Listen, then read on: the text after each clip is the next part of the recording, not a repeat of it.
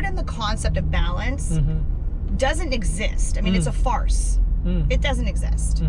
There's no such thing. That would mean that it's between two things. And that's why some women have a hard time with loving their kids as much as, and giving their kids as much attention as they give their husband, or vice versa, right? That's why the kids take the place literally and figuratively in bed, right? And the husbands get nothing. Get nothing. So in that place, how are you able to do it? I'm not seeking balance. I'm constantly playing a game of whack-a-mole. Remember, like that thing, like at Chuck E. Cheese, where like the guy, like, I'm just putting fires out all day. Gotcha. But like that gives me life. Like I probably have ADD, but I've never been clinically diagnosed. Yeah, and that's okay. I do too, it's okay. Like, but the highest performing people have to, right? Yes. It's like, I'm thinking 3 and 4 steps ahead for between what we're doing for dinner tonight, what the sports are for the weekend, you know, when I'm gonna have like alone time, what Netflix shows I want to watch, right? Like, I'm thinking about everything at the same time, groceries and work, and you know, and all the clients and all the shit that I have to deal with the clients and each deal.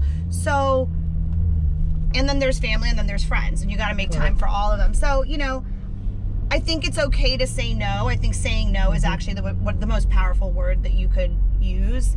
And with that, like, that's taking control of being able to say, like, this is too much. And that's something that that's over the age... most toughest word to use, saying, and people fail to be able to use that word. I fail sometimes to be able to use that word. I fail every day. I fail at everything every day. This balancing. I fail at I fail at all my 19 jobs. Remember, like in Living Color? The Jamaican family, Heyman, right? I got 19 job, man. Like, I feel like I'm in Heyman. Like, I'm fixing the wing while I'm serving the drinks. I'm the captain. Yes. So, Heyman. So it's like, and I fail at all of them. A husband, everybody. And then what about me? And then there's me. Which is usually last in line, but that's okay. I'm comfortable with that. But yeah, I mean, I think trying to step away from trying to achieve the real idea of balance, because it doesn't exist. It does not. So you feel that society these days, the reason why relationship doesn't last that long, a marriage more divorce, is because people are trying to get that balance that I was talking about. That's not reality. And when they don't get it, or they don't feel like they're being served, they tap out. Yeah, they tap out real quick.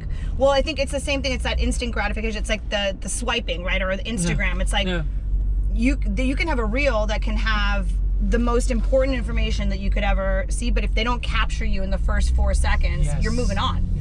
So it's the same thing. It's like, if you think that the relationship is defined by a particular moment, or by a moment of hardship, or by a moment of, you know, uncertainty within yourself or within your partner, then you're tapping out because you're not willing to give it a chance, right? You're not willing to see, can we work through this, right? And of course, there are relationships that cannot be fixed. I'm not suggesting that you have to stay in it, but I do think that, like, people tap out before they give it enough of a try.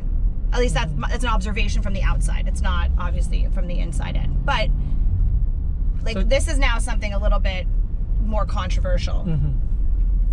I'm a very old, like, our household is very old school. I know that I work and I am a boss and I have, you know, whatever, and I bring in significant, you know, income to the family and whatever, but in our household, traditional roles apply. Correct. My husband, like, even if I'm bringing in more money than he is in 1 month, he's the man, and I defer to him. See, I like that. But in the new generation, that doesn't exist. I know. The way you're talking about, it's more. It's that. I think that's the reason why. But it's demasculating. Yes, that's the reason why there's more divorce and there's more single women out there. Because there's a lot of women making a lot of money, but not with no husbands, and not with no family. Yeah. And I almost feel like it's almost like, oh, we've been in the back burner for so long, so now we making money. Now, f y'all. Yeah. We could do it by ourselves. And you end up getting older and older, and you by yourself, doing by yourself with all this money, this fancy, this nice house. What you do? What you have for exactly? What's the trophy? Nothing. Yeah. At the end of the day, you're alone. You are alone. And that's okay if that's what you want. Like, if that's your goal and you achieved your goal, that's fine. Like, no one says that it has to look any particular way. But I'm telling you that like this is what's worked for me, right? For me, I love feeling and believing that I'm going to be probably hated for this, like the woman behind the man. Like I love that phrase because we are the backbone that's holding them up. Yes. But on the flip side, you know, I run 3 offices with 150 agents. He shows up for me too. Yes. And he is proud to be there on my arm as well and to talk to people and have people, you know, gush over me and the work that I do or whatever. So there is mutuality, but you know, I love to cook. I take care of the household. I run our household. When we travel, he's in charge of flights. I'm in charge of hotel because I care where my bed's, you know, where my head sleeps. So, you know, we have that balance. And at the end of the day, that's beautiful. It's really hard because I think, you know, someone was asking me, does it, being a successful female, does that affect my relationship, or how does that affect my relationship? And these things are kind of tied in, right? It's because I have to be the soft at times. I am hard all day with everyone. I'm negotiating. I'm going in. I'm like ripping on people. Like I'm protecting my clients to the utmost and myself. Correct. So I got to be hard, but you know, it's only good if you can come back and be soft. Yes. So with him, I have to check myself really often. Yeah. Because I'm often come in hard, and he's like, "Yo," he's chill like, out. "Yeah," Relax. he's like, I am not your employee," you know. And I'm like, "Okay, true." So you know, it's a hard balance, but yes, that's great. So do you think that it's because people have lost faith and people have felt lost before, or people are so gone with the old school stuff that they feel like, oh man, nowadays, you know, I'm a woman, I'm successful, I'm on a show, the man, I could do it, and I'm the boss. So it turns but do that at work and then come home and still feel like you're helping and supporting somebody else. And you know, look, men want to be swooned over. Men are very easy. Yes. You guys are simple. very easy. Very simple. It's very like simple. Food, sex, a little bit of attention, and y'all are happy. That's it. We don't need no extras. So it's like, what's the effort in it for me to be like, you know what, honey, I made your favorite meal, or you know, try my new recipe, whatever. You don't like it, cool, whatever. That's the love language that he wants to receive from me, which is just effort, right? Sometimes just effort. And with that, in turn, like my shit doesn't stink. You know what I mean? Like, at that point, he's like, babe, amazing. You go with your girlfriends, go on a trip, go and do your thing. You know, I'll cover the kids today, because it's like we're respectful of one another, but we also give each other what we need. Guys, this is what we need. This needs to be our PR out there. talking to these ladies. Y'all are simple. Yeah, it's very simple, and I wish every woman understood like how you understood. You know. But I saw my mom not take care of my dad, right? It's like I witnessed that. Correct. So I'm like, wait a second, like I don't want to do that. And also, like, I don't know, like I don't see any proof that like this not women empowerment, but like that this other methodology, is it proving to work? Like at what point do we wake up and say, maybe they were onto something back in the day? Like I'm not sitting there barefoot and pregnant in the kitchen and not able to leave the house, and my husband comes home and I have a martini waiting for him. Like it's not to that capacity. Yes. But there's a lot in between there. There's a lot in between there. And it seems like back in the day, relationship lasts long. Yeah. Either that or they didn't know how many other options were out there. Yeah. It was frowned upon.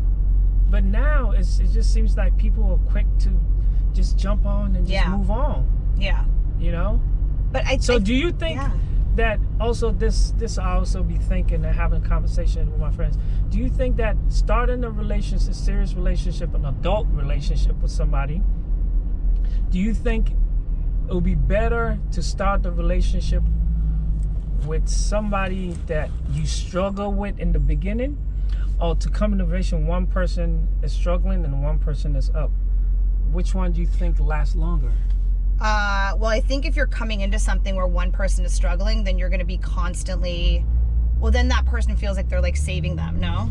Like they got to fix them. I don't know that that's like a big confidence booster to like feel like you have to fix someone else, right? Or that you have to save them. But a lot of, I mean, my relationship with my husband started on the heels of my dad, like, my dad was like indicted. And it was like, it was month 3 of 2.5 of knowing him. And my dad's arrested. Our assets are seized. Like, you know, he's being splashed all over, like CNN, LA Times, like crazy. Yeah. And I turned to him and I was like, you can leave. Like, you're not deep enough with me. Like, this might be too much. And his answer to me was, where am I going? Yeah, I'm gonna stick with it. I'm not going anywhere. And that for me, that was it. That was the nail in the coffin. Where do I sign? I'm in, right? Like, that you're not gonna run when some shit's going down. That's a character. Oh, this person that's not legal. That was a huge moment to show me who you were, right? Show me who you are without telling me, you know, tell me who you are without whatever, you know, the stupid phrases. And that was eye-opening. That was like, okay, well, if you can be here through this random, you know, horrible situation, then I know that when times get tough, you're not running. It's kind of like hitting them in the head right off the bat, right? Like, so I do think that a hardship in the beginning is a great way to break the ice and really get to know what that person is, right? You don't know if they're a fight or a flight person. Correct. You don't know if they are do they crumble under pressure? Are they someone who retreats, right? Like, those are telling signs for the rest of your relationship. Correct. When you have financial issues, when you have kids, right? When you can no longer, you see your friends going out and partying and you can't do that. You know what I mean? Like, it's a real telling. And then, of course, in life, we all have just natural hardships. We lose parents, we lose family members, friends, right? So having a hardship in the beginning for us was a blessing. Was a good thing. Oh, it was a blessing. But I don't know, but how do you hope that happens for other people? You know what I mean? It's just, you don't hope that, but it tells you who that person's going to be. Because if you're looking to be with someone for your whole life or for as long as possible, hardships are inevitable. There's no such thing. And that's where you power through, right? When you know that someone can, like, hold your back and hold your hand, or even hold your hair back when you're throwing up, you know what I mean? Like, then you know who that person is and you can rely on them, and that person becomes worth pushing through when times get tough, right? You push through together, not apart. Since we have a lot of women that watch this show, what advice would you give young women these days that are trying to find a man to start a family with, to settle down with and whatnot? What should they feel that they need to bring forward? What strong, values do they need to bring forward to be able to secure a good man? Well, I don't know. I believe that people find each other at the right time. I don't think that you can secure a good man. I think you can secure a woman. I mean, that just sounds like you're just going to get pregnant and have a baby to secure someone. I think that you have to have your own life. You have to have your own life. You have to have your own life. And I think that could be one of the sexiest things that men see in a woman. She's, when you're like, doing her own thing. She's doing her thing and she's running it, and like, where do I fit? And it kind of keeps it like an element of mystery. Perfect. So if a woman doesn't have her own life and you're too available, she's settled with a man, it means that she's definitely not going to get, well, not all the time. Most of the time, she's definitely not going to get far in when the relationship. I thought you were going to say something. Well, look, I think that powerful, strong, good-headed men that are ready for marriage are not looking for like someone who has nothing to bring to the table. Yes. Right? Like, even something so silly like when I was like in college, like at SC, right? I was a theater major, and I woke up one day and I was like, what the fuck am I doing?